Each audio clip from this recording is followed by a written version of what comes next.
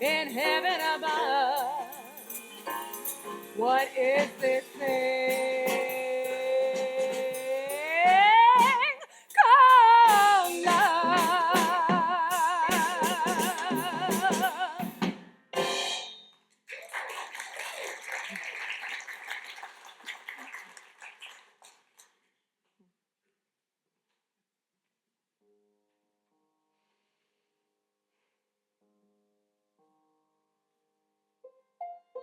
I first laid eyes on Cole January 30th, 1918, at the wedding reception of our friends, Ethel Harriman and Henry Russell. It was at the Hotel Ritz in Paris, and he was playing the piano. I can hardly remember anything else. The crowd, the cake, just this beautiful young man. I invited him to play at a dinner party we were having the very next evening. He was slightly insulted, but tickled, that I had mistaken him for a hired entertainer. So he arrived, dressed as a bohemian vagabond in an utterly dreadful tailcoat and high starched collar. The light he brought to my life dispelled the long shadow cast by my destructive marriage to Edward. Edward thrived on power. The more he had, the more dangerous he became. Edward expressed his love in its highest form through physical and emotional abuse. My body became a basic war plan of invasion and attack. I put up with it for several years.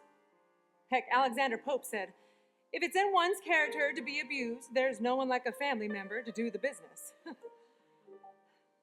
But when I was almost killed by a flying boiler pan, that's when I decided I'd had enough. Now, in exchange for my silence on those aspects of our marriage, I agreed to quite a lucrative divorce settlement. Cole was another species altogether. The most he knew about violence was banging on the piano keys.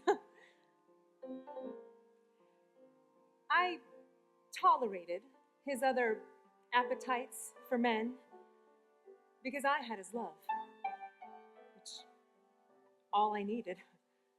After Edward, for that matter, all I wanted. And it wasn't as if I didn't have the occasional desire, which Cole gladly obliged. But I was perfectly content with his satisfying his more complex sexual palate elsewhere, as long as discretion ruled. And it wasn't as if he didn't have any money. I just had more. As that rascal Walter Winchell put it, boy with 1 million weds girl with 2.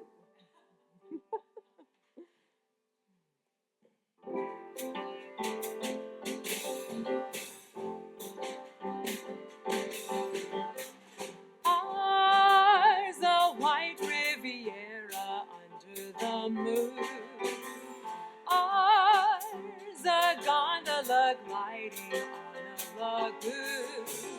Ours a temple serene on the green Arabian Sea. Piano keys. I tolerated his other appetites for men because I had his love, which all I needed. After Edward, for that matter, all I wanted. And it wasn't as if I didn't have the occasional desire, which Cole gladly obliged. But I was perfectly content with his satisfying his more complex sexual palate elsewhere, as long as discretion ruled. And it wasn't as if he didn't have any money. I just had more. As that rascal Walter Winchell put it, boy with 1 million weds girl with 2.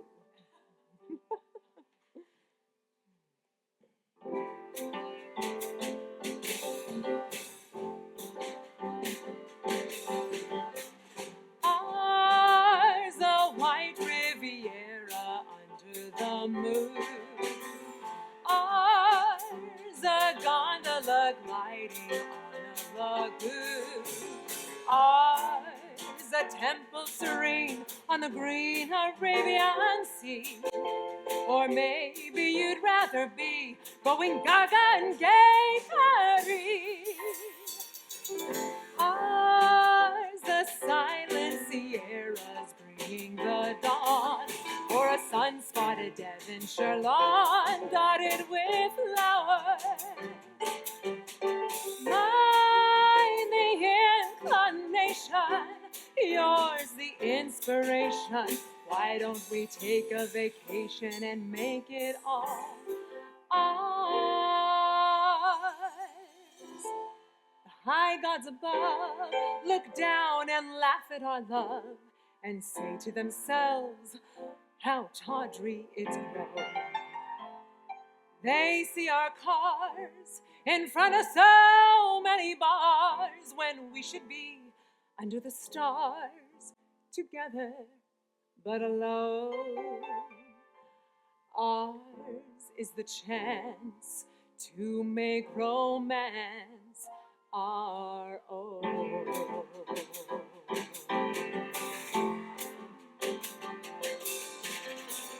Ours the silent Sierras, vanilla dawn, or a sun-spotted Devonshire lawn dotted with flowers.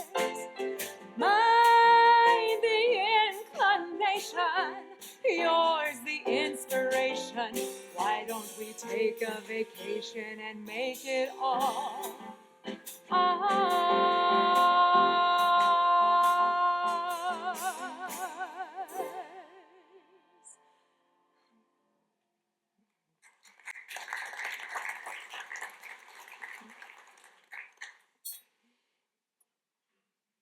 After taking our honeymoon around the world, Cole and I returned to Paris.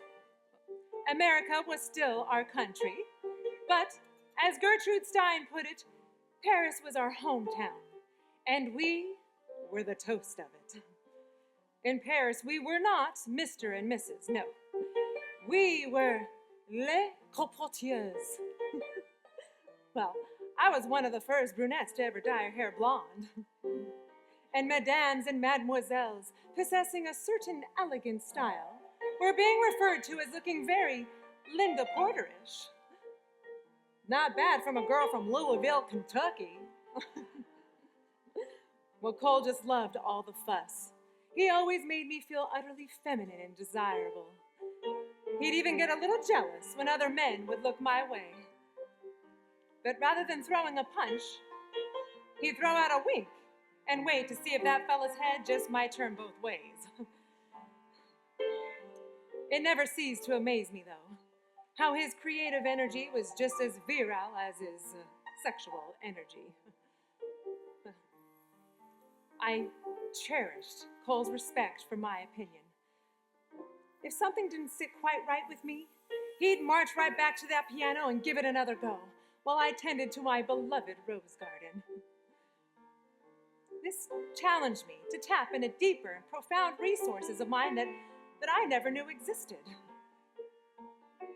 Between witnessing Cole's development as a composer and balancing a social calendar filled with princesses, barons, and countesses, and discovering my own abilities as an inspirational muse, well, these were the happiest moments of my life.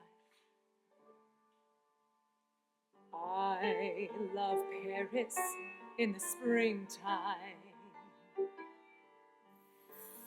I love Paris in the fall. I love Paris in the winter when it drizzles. I love Paris in the summer when it sizzles. I love Paris every moment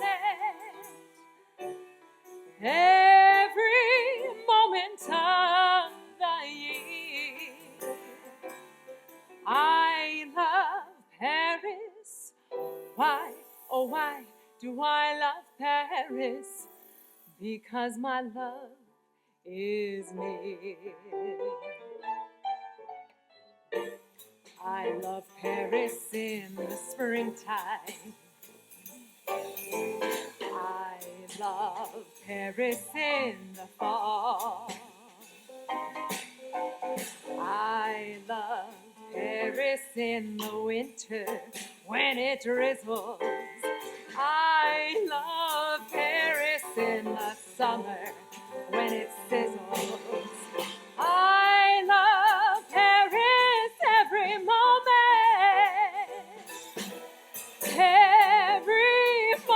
of the year. I love Paris. Why, oh why do I love Paris? Because my love is near.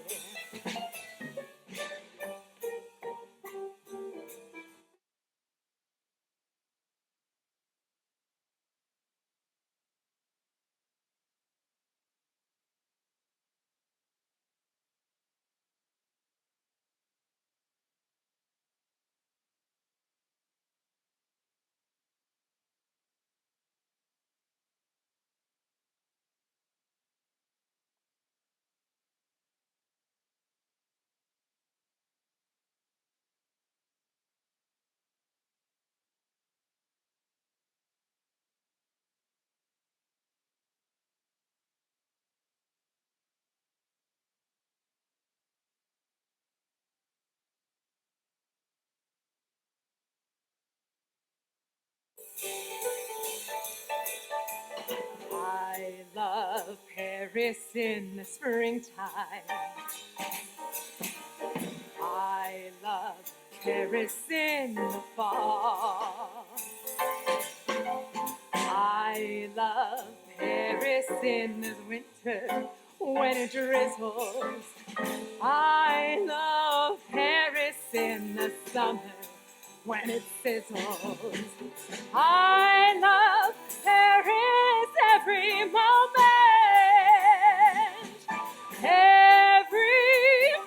of the year. I love Paris. Why, oh why do I love Paris? Because my love is near. Because my love is near.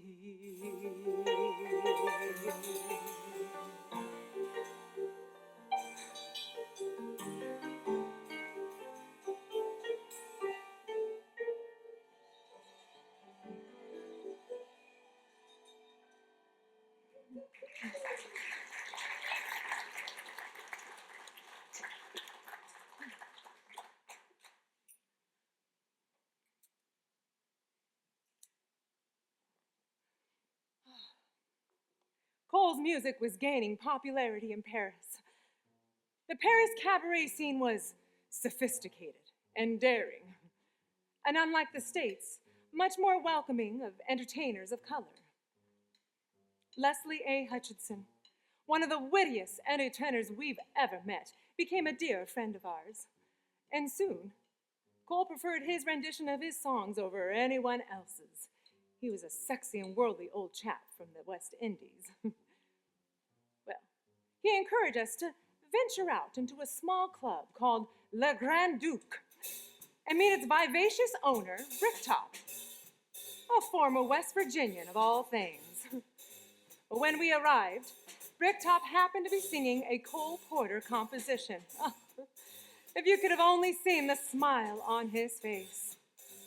Cole grew a special affinity to this delightful chanteuse. And soon, she became the ringleader of our gang. At the many parties to follow, Bricktop would teach us all of the latest dance crazes, like the Charleston, and the Susie Q. And in gratitude, my hot-footed Huser penned a song just for her.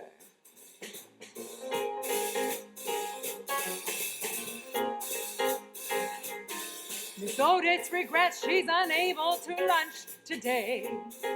Madam, Miss Otis regrets she's unable to lunch today.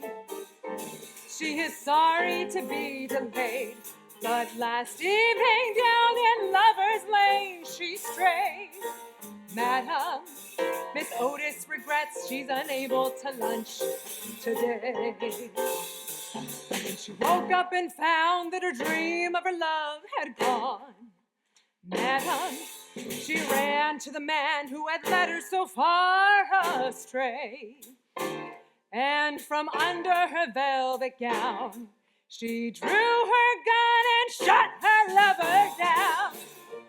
Madam, Miss Otis regrets she's unable to lunch today.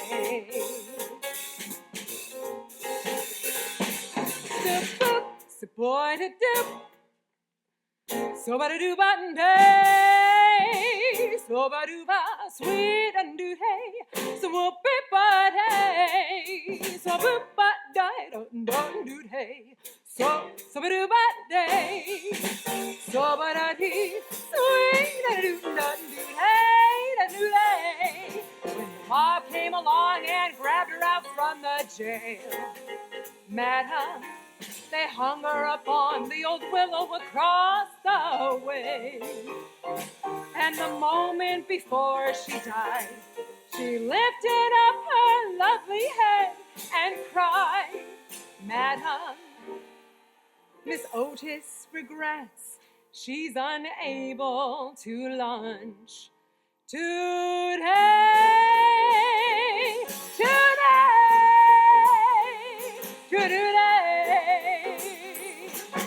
Don't mean to offend, but she cannot attend today.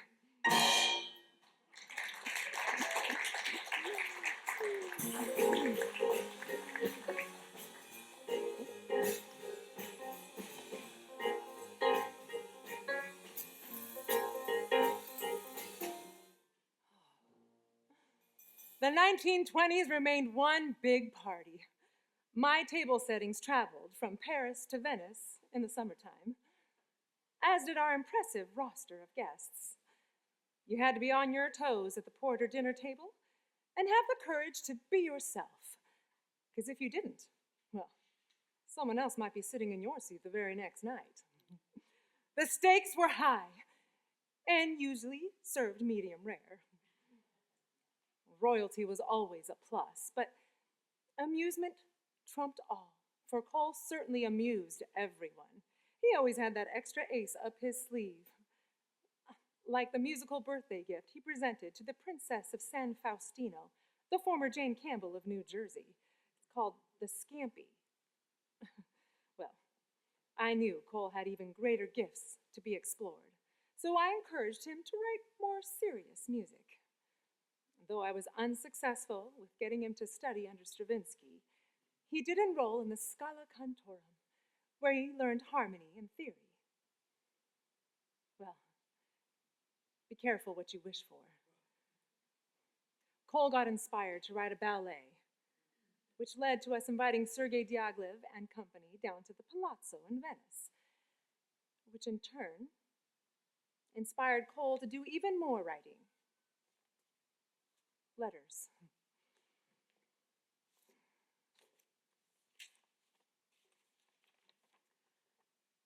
All night, I keep awakening, thinking of you, and all day I wait for your arrival. Ah, Boris, how you have complicated my life, and how happy I am for it. Cole.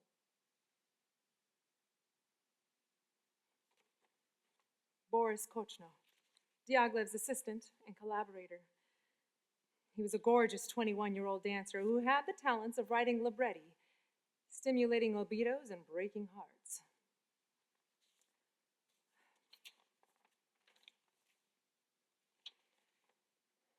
Boris, write me and tell me that you love me as much as I love you. Since you left 6 days ago, I've only had one letter. Don't bother telling me that you haven't had the time, because I know perfectly well that if you wanted to, nothing would be easier. I miss you so much that I'm falling apart. And if this continues, this utter silence, I don't dare think what I could do.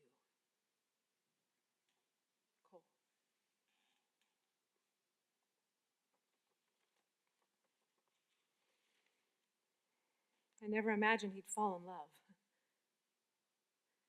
It's pretty foolish of me. However, when Cole saw how distraught and heartbroken I was, he promised to keep his heart disengaged to all future extramarital activity.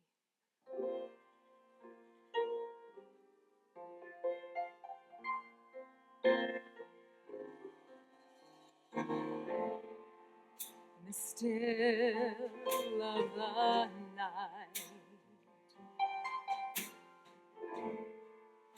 as I gaze from my window at the moon and its flight, my thoughts all stray to you.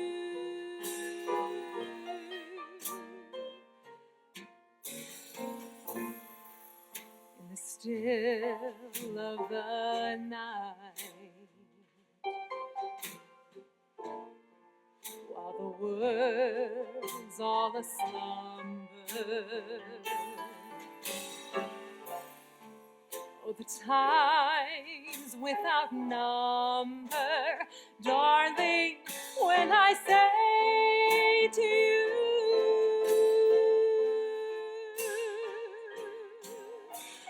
do you love me as I love you? Are you my life to be, my dream come true? Or will this dream of mine fade out of sight like the moon growing dim on the rim of the hill, in the chill, still of the night?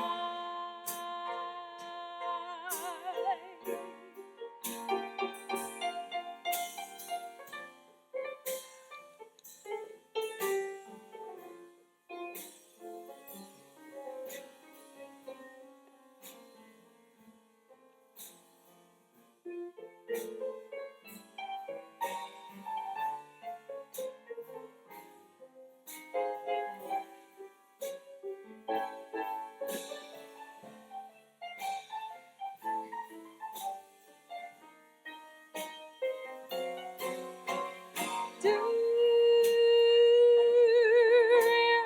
love me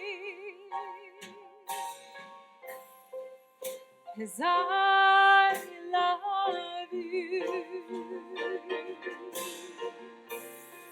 Are we my life to be, my dream come true? Or will this dream of mine fade out of sight like the moon growing dim on the rim of the hill, and the chill still of the night,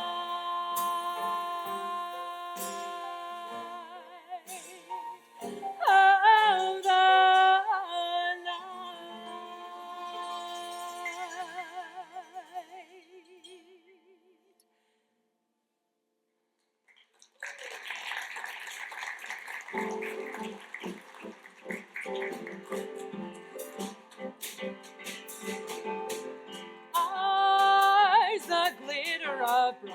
Saturday night. Ours, a box at the garden watching a fight. Ours, the mad brouhaha of the plaza's Persian room.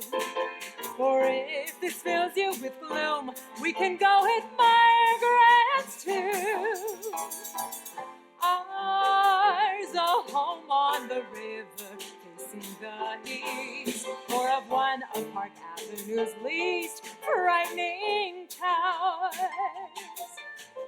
Oh, this chat they're chatting sounds to me like Latin. Why don't we stay in Manhattan and play? It's all ours.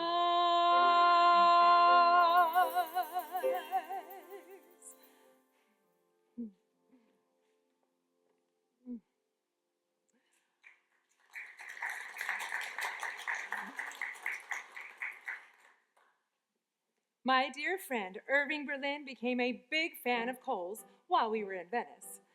He was keenly aware of Cole's potential and believed in it enough to help him in getting hired to write songs for a brand new Broadway show. His timing couldn't have been more perfect, for these souls of the lost generation were ready to come home. And being an ocean away from Boris was perfectly fine by me. I had secretly hoped we'd settle into a more conservative lifestyle back in the States. In New York? What was I thinking? The transition was smooth, though, what with Cole's first Broadway success being a show called Paris.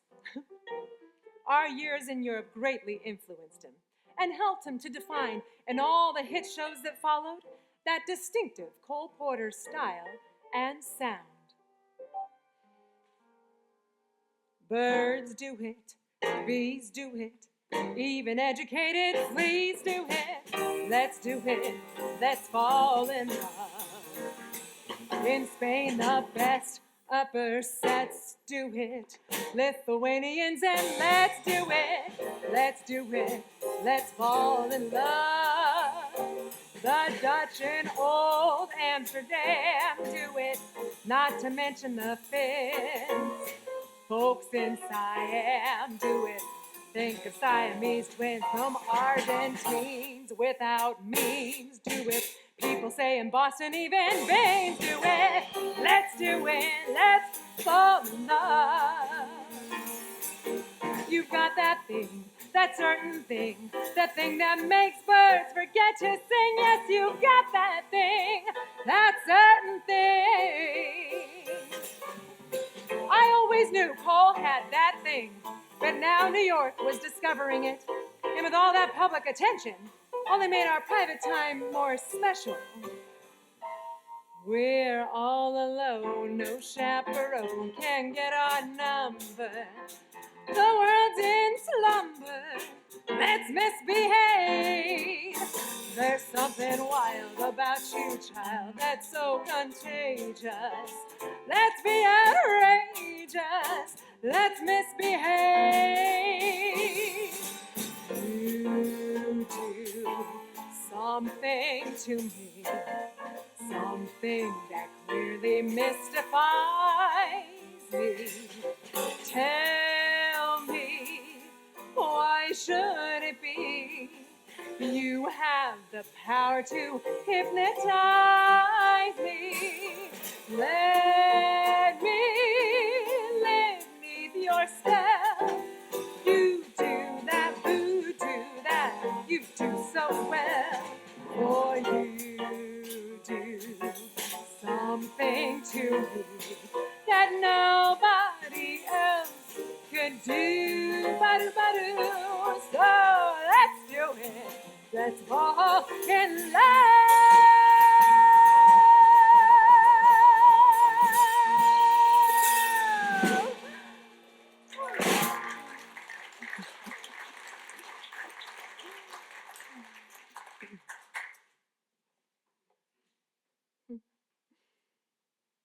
I created my own voodoo ritual by presenting Cole with a custom-made cigarette case every opening night. We never realized the toll smoking was taking on our health. Mine, in particular. But we were living a fabulous and unbelievable life, and were closer than ever. When all of a sudden we had this fleeting notion that something might be missing. It wasn't as if I had never thought of it many times before, but together, we dared to dream the dream so normal for most married couples. A child of our own flesh and blood. I wasn't even sure if I was capable. What with all that sexual energy I had with Edward, never bore one sign of life. But to Cole and my's astonishment, our love placed that baby inside of me. The focus of our lives completely changed in a new and foreign direction. But I suppose I was too old, or becoming too frail. So we lost that dream.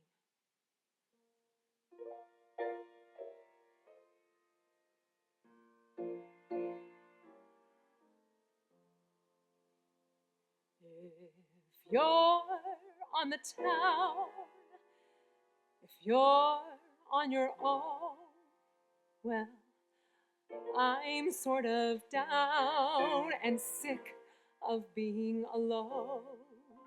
Do you ever spend your evenings with the blues? 'Cause if you do, my friend, we're both in the same shoes. Well, at least we had each other. What say, let's be buddies. What say, let's be pals. What say, let's be buddies and keep up each other's morals.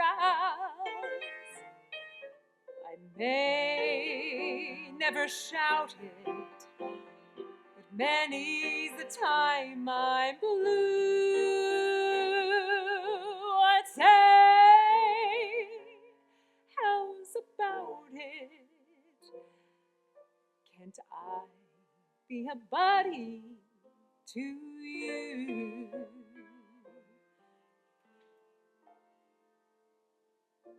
I moved on and focused all of my energy into making our new home at the Waldorf Astoria the most fabulous and comfortable living environment. Cole was presented a Steinway Grand by the gracious management, and I saw to it that he had his very own private, soundproof suite so that he could be up all hours of the night making music and anything else. Fortunately, my approval of Cole's lovers was very important to him, and belief that I understood in the old proverb, keep your friends close, your enemies closer. What say, let's be buddies. What say, let's be pals. What say, let's be buddies and keep up each other's morals. I may never shout it, but many's the time I'm blue. I'd say, how's about it? Can't I be a buddy to you? Can't I be a buddy to you?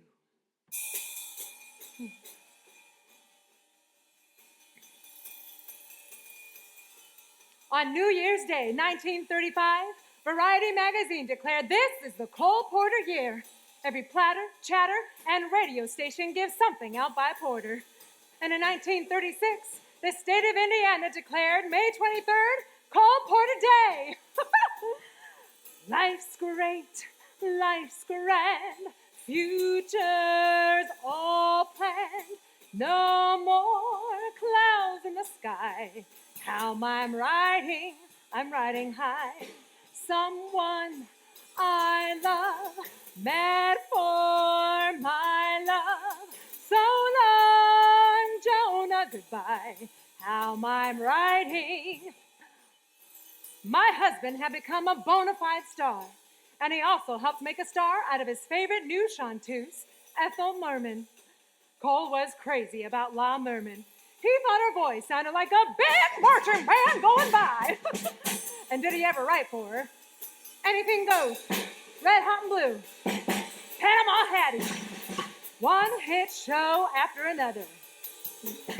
Floating on a starlit ceiling, doting on the cards I'm dealing, floating because I'm feeling so slap happy and slap happy. And the parties? Well, nobody mixed high society with the theater crowd like us.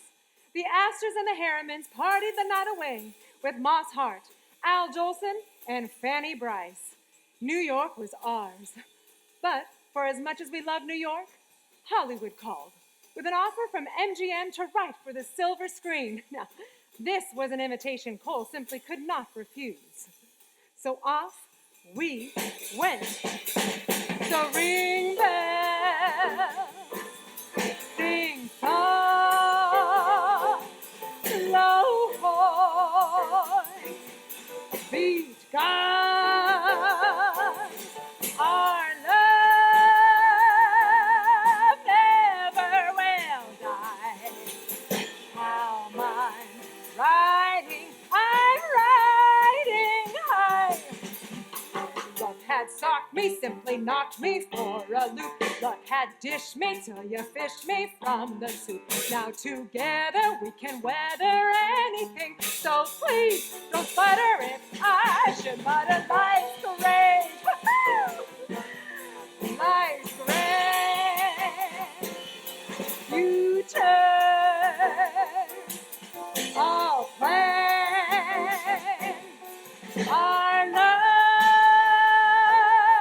never will die.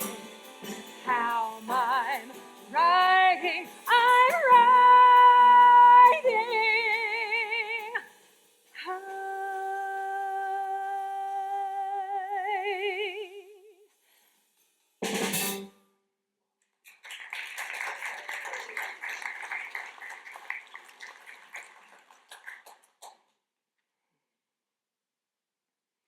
Before the ink was dry on his very first contract, Cole was enamored with Hollywood. The first week we were there, all he could talk about was pictures.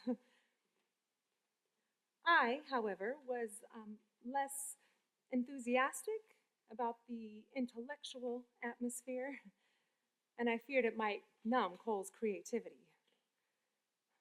But soon enough, Cole's music was filling up movie scores. His dance card, however, was filling up with scores of another nature. With all those sun-tanned Adonises around, Cole had quickly and abruptly forgot all about his discreet behavior that I had grown to rely on. I miss our old friends, Ed Touch, Howard Sturgis.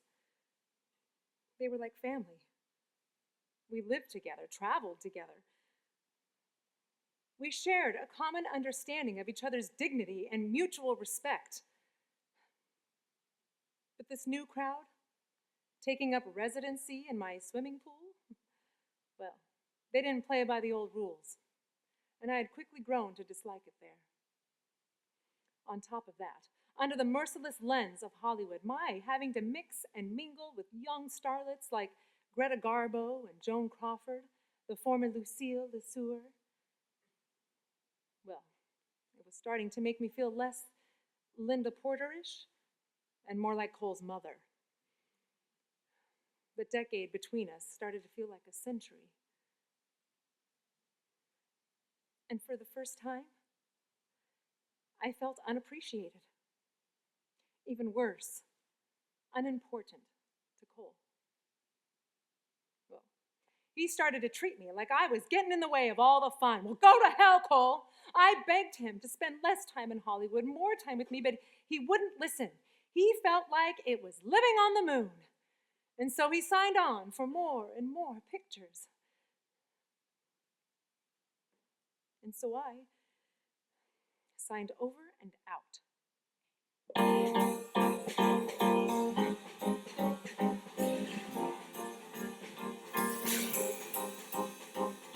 Love for sale, appetizing young love for sale.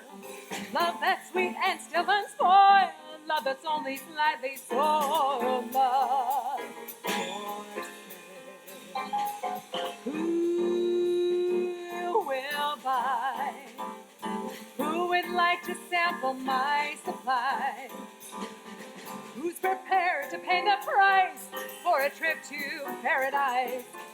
Love for sale. Let the poets pipe of love in their childish ways.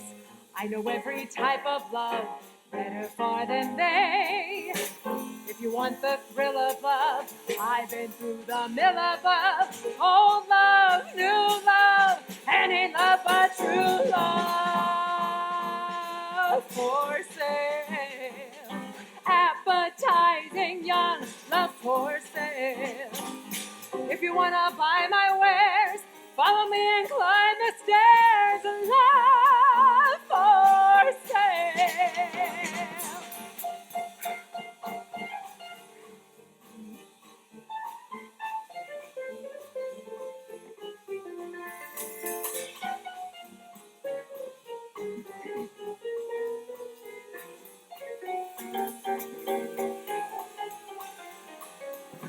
Let the poets pipe of love in their childish ways.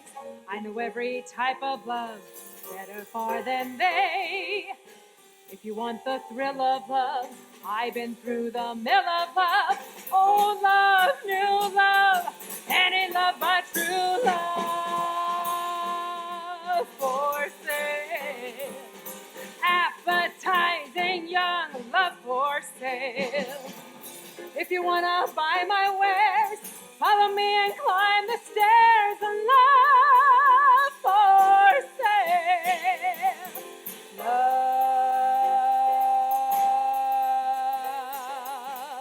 for sale.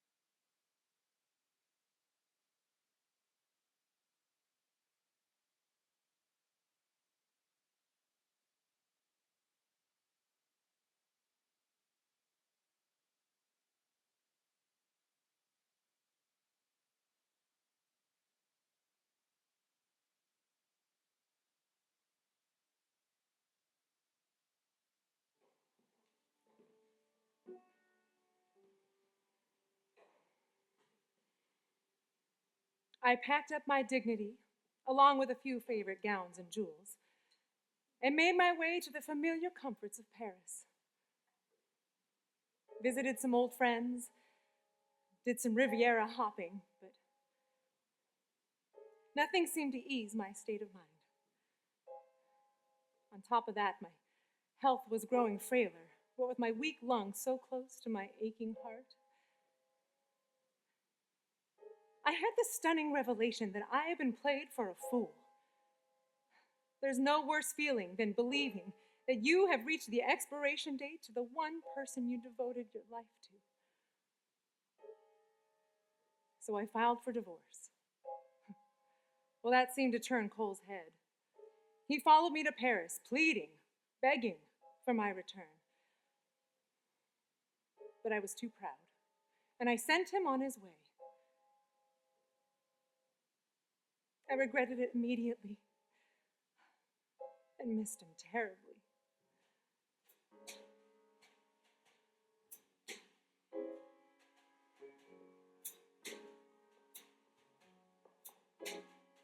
While tearing off a game of golf, I may make a play for the caddy, but when I do, I don't follow through, 'cause my heart belongs to Daddy. If I invite a boy some night to dine with my fine-fitting Hattie, I just adore his asking for more, 'cause my heart belongs to Daddy. Yes, my heart belongs to Daddy, so I simply couldn't be bad. Well, my heart belongs to Daddy.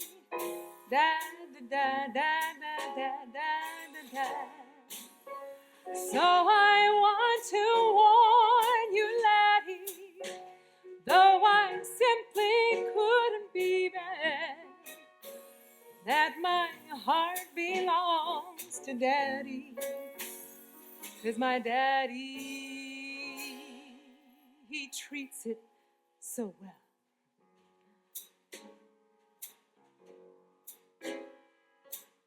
I received the shocking news that Cole had been in a horseback riding accident back in New York.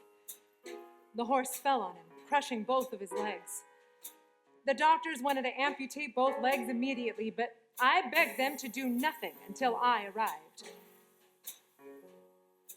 Any anger I had been harboring towards Cole immediately evaporated, for all that mattered was that I would be the one to care for him. Elsa Maxwell related that even through heavy sedation, Cole seemed to mutter, 50 million Frenchmen can't be wrong. They don't ride horses, they eat them. When I arrived, I ignored all the doctor's recommendations. Cole was only 46 years old. This would absolutely crush his spirit, and that would rob the world of any more beautiful music by Cole Porter. Yes, my heart belongs to Daddy, so I simply couldn't be bad. Oh, my heart belongs to Daddy. Dad, dad, dad, dad, dad, dad, dad. Though I want to warn you, laddie, though I think you're perfectly fair, that my heart belongs to Daddy, 'cause my Daddy, he treats it so well.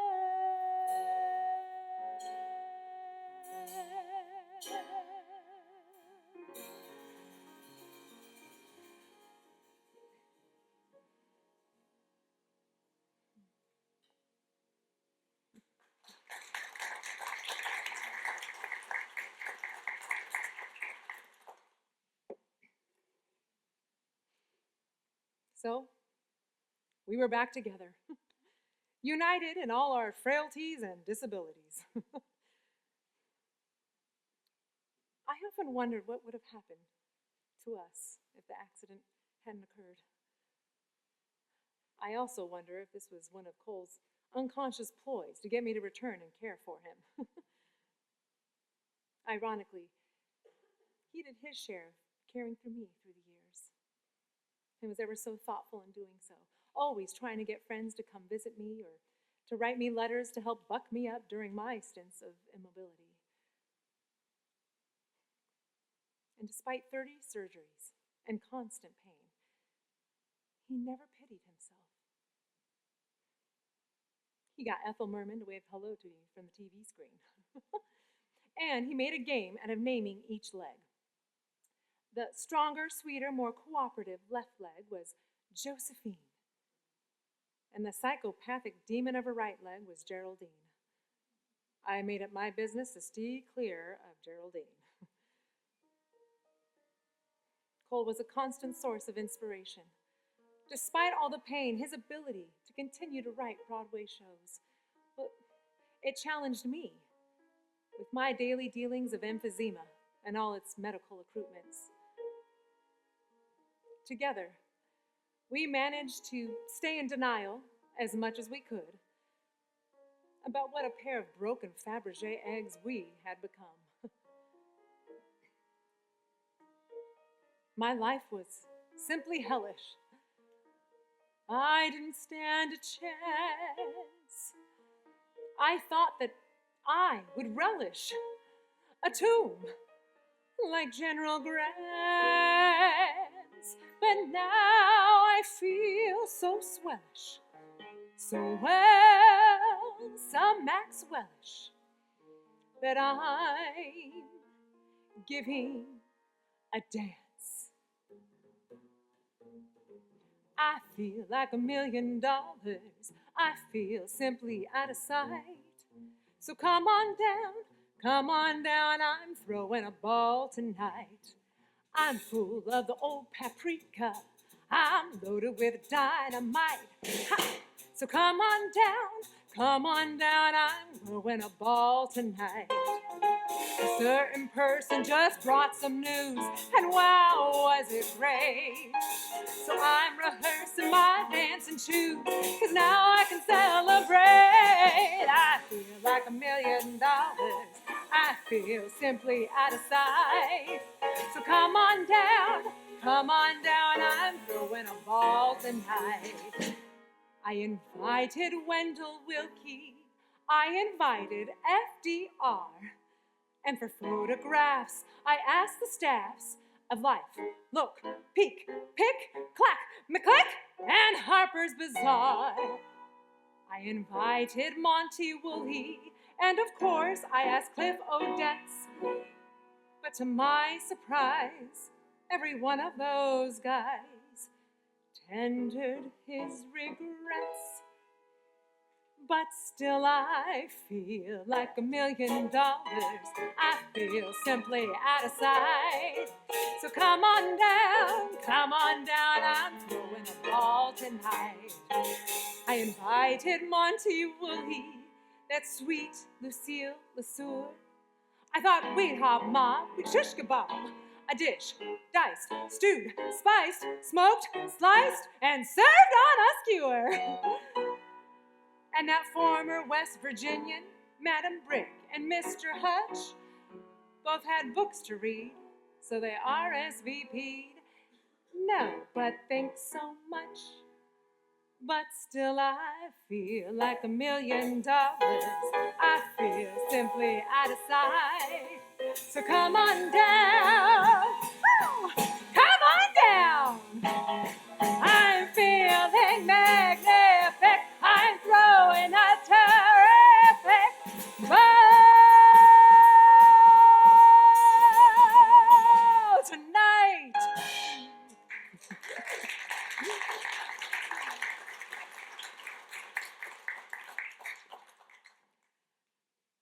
Why is it that the most gifted and praised artists only seem to remember their bad reviews? Not every show Cole wrote after the accident was a hit. Cole Porter has written 7 lively arts, and the tunes are definitely not his best. He will lose regret, having written all those good ones in former years. Cole sailed through these rocky, critical waters like a stoic captain. But every now and then, an occasional critic would manage to hit his emotional ship like an iceberg. Around the World is noisy fun, but handicapped by Cole Porter's disappointing music. People were starting to say that Cole's best period was over. I encouraged him to come out and do some gardening with me to gain a little distance and perspective. Thankfully, he prefers the ink to his writing pen over developing a green thumb. Out of the blue, Irving Berlin called and told us that he had convinced Jack Warner that a film biography of his life would be an inspiration to World War II's wounded servicemen. Well, Cole loved the idea. I, understandably, had my reservations. So I demanded that we have final script approval. Cole was absolutely giddy with the entire production, including the 42-year-old, 6-foot Cary Grant playing the 52-year-old, 5'6" Cole. Technicolor, longtime friend and Yale classmate Monty Woolley would be playing himself. And the sweet, young, gorgeous Alexis Smith to be playing moi. We had great fun sending in our edits and creating the perfect love story. Night and Day, as it was titled, was as far as from the reality of our lives that it was like night and day.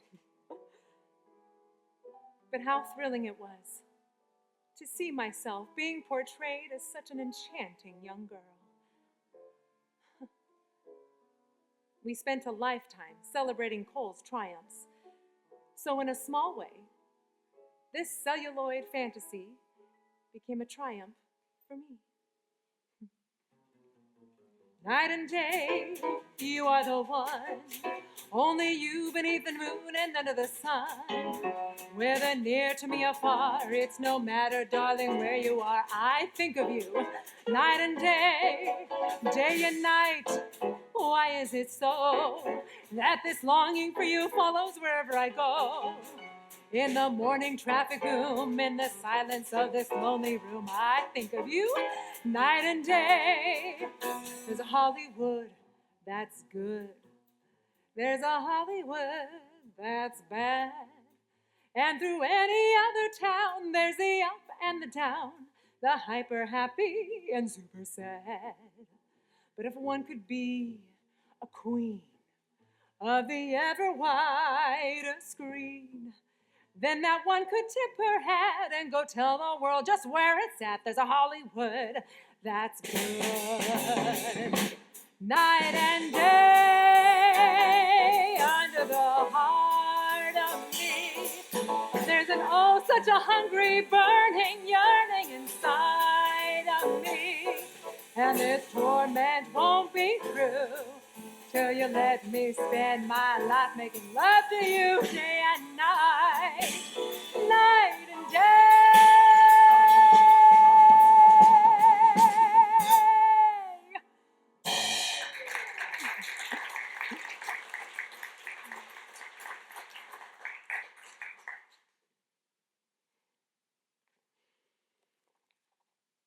Kiss Me, Kate. Oh, well. Cole was not the first choice of composer for the writing duo Sam and Bella Spiewak. It was Burton Lane, but he was too busy, so they came knocking on our door with their libretto in hand, loosely based on The Taming of the Shrew. I sensed this would be the scariest project of Cole's career. He was daunted by it, not only by the prospect of taking on Shakespeare, but by taking on another chance of a failure in New York. So he took to his bed. But Bella and I made a pact, and we coaxed him out from underneath the covers, for we knew that fear was no match for the creative, powerful force that is Cole Porter. Kiss Me, Kate was his masterpiece. The Philadelphia opening affirmed its perfection. There was no rewriting of the libretto. No songs needed to be added or dropped.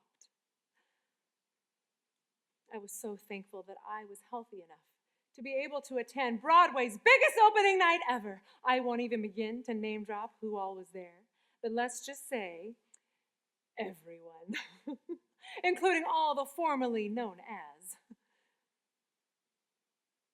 But later that night, Cole just wanted to be with me. And as we lay by the fireplace and gossiped and gabbed, we fell asleep in each other's arms and in each other's dreams.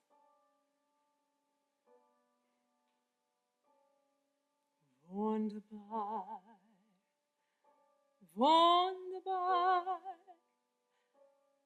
what a perfect night for love. Here I am, here you are. Why, it's truly wunderbar, wunderbar, wunderbar. We're alone and hand in glove. What a bright, shining star, like our love, it's wunderbar. Do I care, dear, darling, madly? Do I long, dear, for your kiss? Do I swear, dear, darling, gladly, you're divine, dear, and you're mine, dear?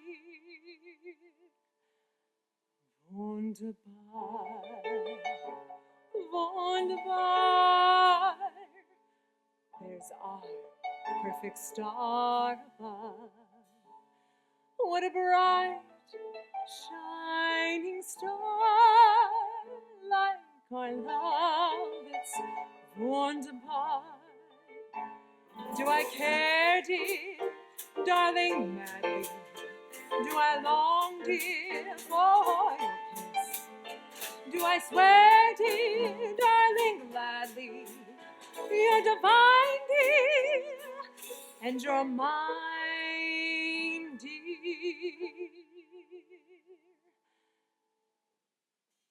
Wunderbar,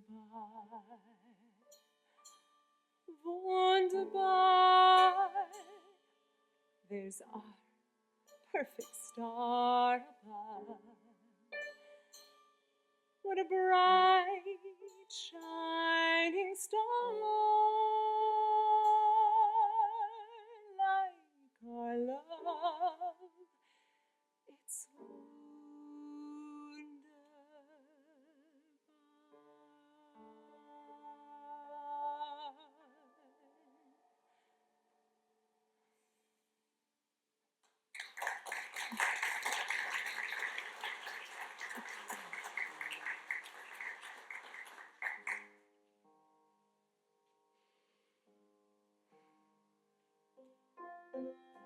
It's been said that a Cole Porter composition is a luxury item, expensively made and extravagantly rhymed. How true. And I knew plenty about expensive luxury items in my lifetime. My beauty that so delighted my daddy was rather abrupt in its departure. But yes, Mama, I helped create an everlasting beauty by nurturing this artistic genius into the world.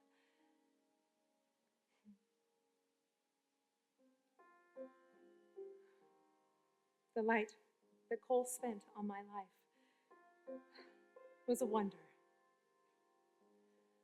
I shared a lifetime that I relished much more than I ever lamented. And as I grew more ill, I thought, I wish there was something, someday, to bear my name. And you know what he did? He had a rose created and officially designated as the Linda Porter Rose. Did I love him more than he loved me? At times, certainly. But that's not to say he didn't love me more than I him. And did we ever need to define our love? never. It may not have been a picture-perfect postcard at every station, but what a journey it was.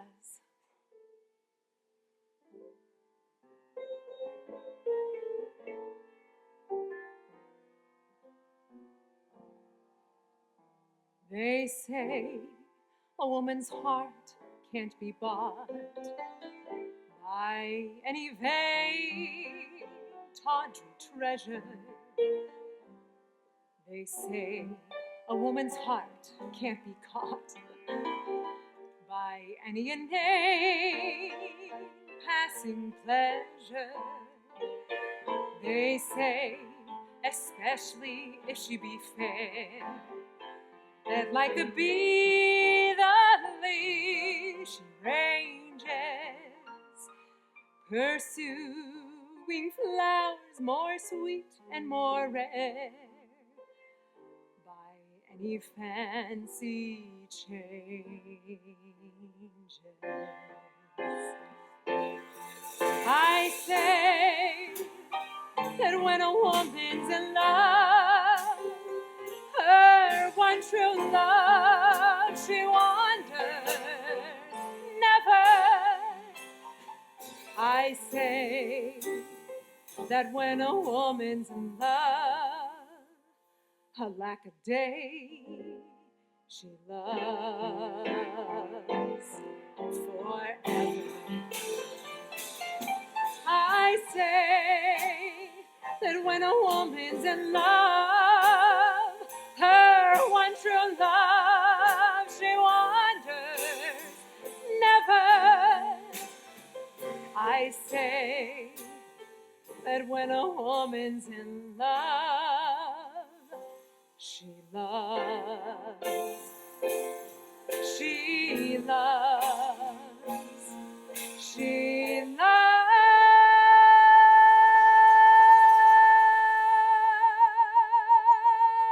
Forever and ever, so in love with you, my love,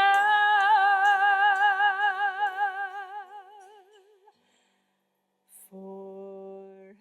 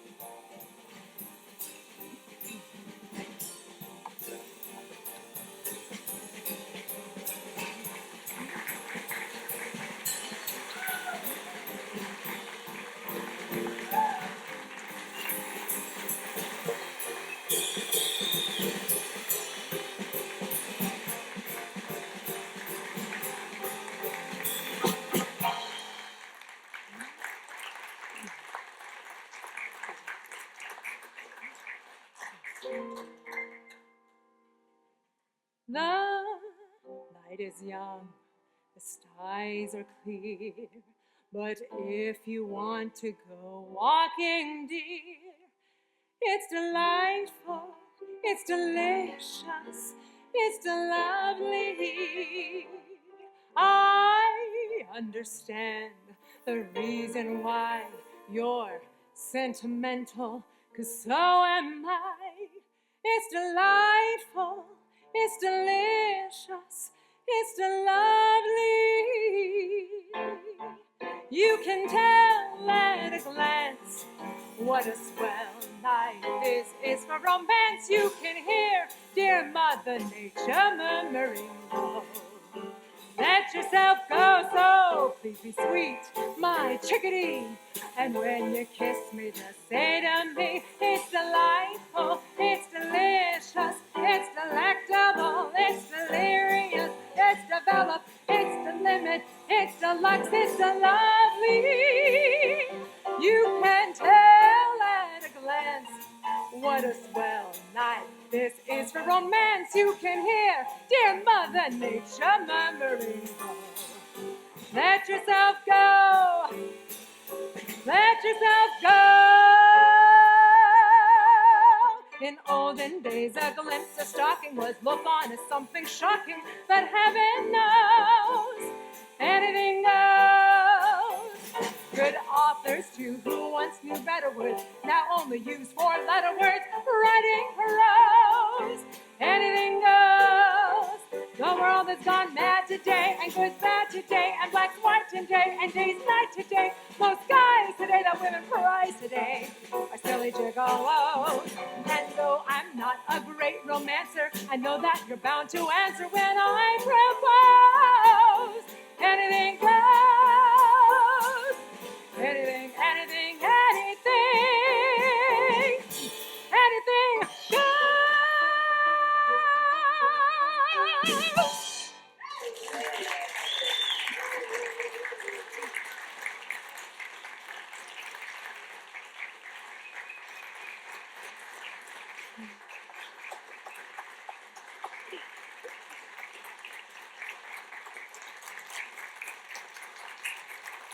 Thank you. Happy Valentine's.